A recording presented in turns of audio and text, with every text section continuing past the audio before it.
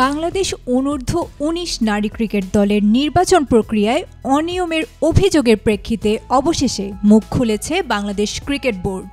Cricketer Riya আক্তারের উত্থাপিত অভিযোগের বিষয়ে প্রাপ্ত নথিপত্র পর্যালোচনা করে বিসিবি আজ এক সংবাদ বিজ্ঞপ্তিতে জানিয়েছে, দল নির্বাচন প্রক্রিয়ায় কোনো অনিয়ম পাওয়া যায়নি। জাতীয় ক্রীড়া পরিষদকে পাঠানো এক চিঠিতেও একই কথা জানিয়েছে সংস্থাটি।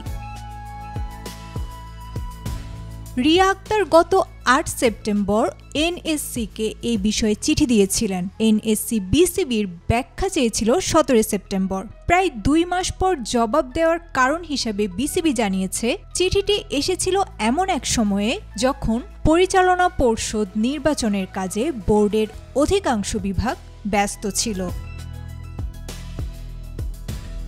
গত ৬ অক্টোবর বিসিবির নির্বাচন সম্পন্ন হওয়ার পর নতুন কমিটির দায়িত্ব নিয়ে এনএসসি থেকে আসা চিঠিটি পর্যালোচনার জন্য নেয়। বিস্তারিত পর্যালোচনার ভিত্তিতে বিসিবি নিশ্চিত করেছে যে নির্বাচন প্রক্রিয়ায় কোনো অনিয়ম ঘটেনি।